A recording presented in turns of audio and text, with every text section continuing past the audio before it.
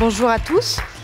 Alors de quoi on parle depuis tout à l'heure? On parle de résilience, on parle de paradigme, on parle d'excellence, de performance, tout un vocabulaire qui est propre aussi au domaine de l'entreprise. Moi, je vais vous raconter une histoire d'amour qui me tient à cœur depuis pas mal de temps. J'ai mis un long chemin pour y arriver. Mais au bout je dirais que finalement l'EM a été aussi un élément déclencheur suite à une formation que j'ai suivie en formation professionnelle il y a une dizaine d'années.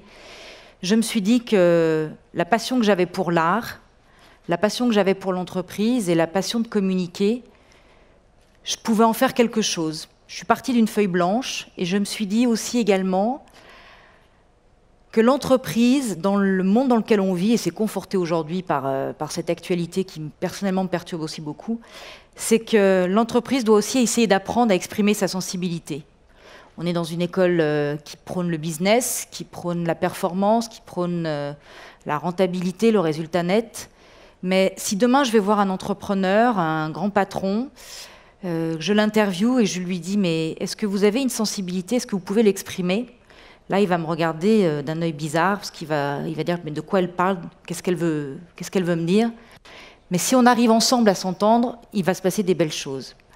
Ce qui a fait que ce projet est né aussi, c'est des éléments, enfin en tout cas des croyances. Je suis convaincue que lorsqu'on veut fortement, passionnément et constamment, on obtient toujours et on arrive à atteindre notre objectif. Donc je disais qu'au préalable, j'aimais l'art. L'art, j'ai été formée après mon bac dans une école d'art. On m'a dit pour des raisons personnelles, ben Céline, non, l'art, ça t'amènera nulle part. Donc il faut que tu trouves une autre voie. Donc j'ai cherché, pareil, où est-ce que je pouvais amener mes compétences. Et j'ai dit, vous voulez pas que je fasse de l'art, je ferai de la com. Facile, il y a 25 ans en arrière, la com avait un grand territoire de jeu. Et puis, je crois que quand on a une passion en soi, elle est toujours présente. Donc l'art a toujours été dans ma vie personnelle, avec des expositions, des rencontres, etc. Et fort d'un parcours professionnel où une fois que j'avais atteint la quête du Graal, on va dire, après une formation à l'EM, après des postes qui vous emmènent au niveau international, on voyage, on prend les avions. Et puis on se dit finalement, qu'est-ce que les gens retiennent de ce que je suis en train de faire? Peut-être pas grand-chose, et puis finalement on est amené à se construire soi-même. Donc, il y a 10 ans, j'ai tout remis à plat et j'ai dit je vais partir d'une feuille blanche et je vais exprimer aux entreprises que, à travers l'art, elle va pouvoir changer le rapport. Si j'étais libre de mes faits et gestes, déjà, je changerais la donne. C'est-à-dire que je ne serais pas sur la scène, mais je serais à côté de vous.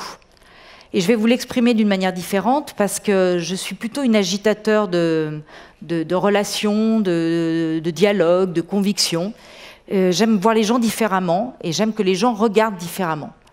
Donc comment l'art peut exprimer une sensibilité et comment, grâce à l'artiste, grâce à des designers, grâce à la lecture ou de la danse, l'entreprise peut regarder différemment. Alors je suis un peu disruptive, comme me le disaient certains consultants qui ont travaillé avec moi sur cette intervention. Et je vais vous donner un exemple.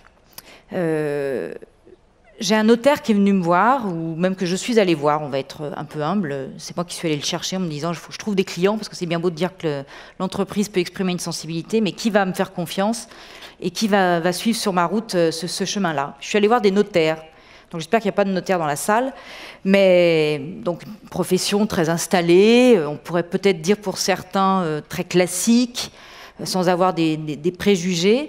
Mais c'est une profession, en tout cas, qui n'a pas le droit de communiquer, en tout cas il y a 7-8 ans en arrière, et qui a des règles déontologiques et qui ne peut pas faire de la publicité en tant que telle. Donc je suis allée voir le notaire qui avait des associés, et je lui ai dit, écoutez, voilà, Dominique, on va essayer de travailler ensemble sur la présentation d'une artiste chez vous, et on va exposer une artiste qui est en même temps en résonance au musée de Saint-Étienne, qui s'appelle Françoise Petrovitch. Je suis arrivée avec mes poupées, là. Donc là, c'est devenu compliqué.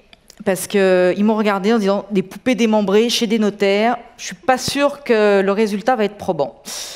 Et en fait, ce notaire, Dominique, est un homme qui sait sortir du cadre et qui a aussi eu l'audace peut-être de me faire confiance et de se dire cette artiste, elle a un parcours, elle est suivie dans les institutions, elle veut dire des choses et elle travaille sur ce qu'on voit, ce qu'on ne voit pas, l'adolescence, la pureté de l'adolescence, mais aussi la dureté des enfants. Comment je vais pouvoir exprimer ça à travers mes clients et mes partenaires. Donc,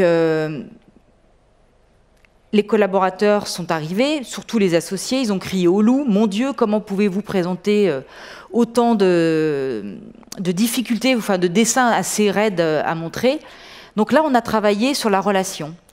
Et petit à petit, on a changé la donne, c'est-à-dire qu'effectivement, on n'était plus face à face, comme là je le suis aujourd'hui avec vous, mais je me suis mis à côté d'eux. Donc il faudrait que je vous tourne le dos, mais bon, c'est pas le plus probant pour vous expliquer.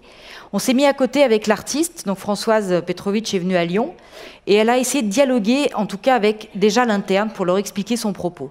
Moi, je ne suis pas là pour faire de la décoration.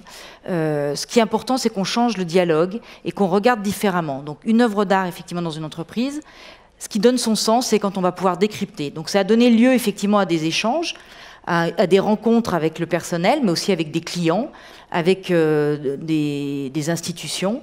Et chacun a pu discuter avec elle et exprimer soit son rejet, soit son émotion, soit son incompréhension. Mais ce qu'ont retenu, en tout cas, le public qui est venu à cette exposition, c'était un vrai dialogue de concertation et de relations différentes à l'art pour pouvoir essayer de comprendre son propos. Ce qui fait qu'aujourd'hui, on met en danger les acteurs quand on parle d'entreprise ou d'artistes. Je dirais, on a un artiste avec nous aujourd'hui, j'aime bien les sortir de leur zone de confort. L'artiste, il vient dans une entreprise et puis en fait, on lui dit, mais attention, vous êtes habituellement dans une belle boîte blanche. Donc la boîte blanche, c'est la galerie, normalement. Les gens ne viennent que pour lui, que pour découvrir son art, son potentiel. Et moi, je lui dis, attention, on ne va plus venir que pour vous, parce qu'on va venir dans l'entreprise. Donc on va travailler un accrochage différemment. On va être obligé de tenir compte du contexte et de l'environnement. L'entreprise va être sollicitée et va être peut-être critiquée pour le choix arbitraire qu'elle aura fait. Et en même temps, le client qui va venir finalement, il va venir pourquoi ? Il va venir parce qu'il est motivé, parce qu'il y a une entreprise qui l'invite. Donc c'est le patron, enfin le dirigeant, les associés, peu importe. Il va se dire... J'ai à manger quand même, ça ne faut pas l'oublier. On est à Lyon, capitale de la gastronomie, donc il y a un bon cocktail, il y a un bon chef, ça va me motiver pour te déplacer. Peut-être parce qu'il se dit, je connais l'artiste, donc ça va me donner du sens et je vais la redécouvrir dans une autre expérience. Et puis parce que je vais aussi profiter de mon réseau pour montrer que je suis un peu cultivée. Ça, il ne faut pas être dans l'utopie quand on introduit l'art dans l'entreprise. Les gens aussi peuvent s'en servir pour être un vecteur d'être mieux cultivé, d'être plus cultivé et de se dire j'étais là au bon moment, au bon endroit. En tout cas, quand tous ces éléments sont réunis, après il faut être un chef d'orchestre et il faut pouvoir manipuler tout ça avec intelligence, bienveillance, pour que l'artiste se sente à l'aise, parce qu'effectivement il est hors de son contexte, que l'entreprise elle en sorte grandie et surtout que le public soit averti d'une nouvelle connaissance et d'une nouvelle sensibilité pour pouvoir garder en mémoire ce qu'il a rencontré et de se dire plus tard, quand il verra l'artiste dans un musée ou dans une autre galerie ou dans un autre chemin, il se dira « Ah mais oui, c'est grâce à Dominique que j'ai pu découvrir tel artiste ou c'est grâce à un tel que j'ai mémorisé ce qu'elle faisait et j'ai travaillé sur l'intimité aussi de cette relation puisqu'on a un vrai dialogue et un vrai échange avec l'artiste. » Je dirais que l'élément qui fait qu'aujourd'hui, je pense qu'une entreprise, elle doit exprimer cette sensibilité à travers les arts multiples, c'est qu'effectivement, une entreprise qui n'est ni innovante, ni créative, elle se meurt. Aujourd'hui, on est dans la remise en question. Je crois que la parenthèse que j'apporte quand on travaille au sein de cette entreprise avec des artistes, on travaille sur l'expression d'un art. On est dans une autre relation et on est surtout côte à côte ensemble, ça je me répète, mais c'est vraiment tellement important pour se dire qu'on va essayer d'avoir une même lecture avec des éléments de langage différents, mais essayer d'apprécier tous ensemble quelqu'un ou pas. Moi je dis bien, je ne suis pas là pour faire un compromis. L'idée c'est que l'entreprise puisse exprimer ce qu'elle ressent à travers cet artiste. Et puis pour finir, je dirais que Hegel a dit une chose qui moi m'a toujours animée par rapport à ma vocation à travers l'art, c'est que rien dans ce monde ne se fait sans passion et qu'à travers la passion, quoi que vous fassiez, si vous exprimez votre excellence et votre professionnalisme, vous irez toujours vers un projet professionnel abouti. Voilà. Je vous remercie.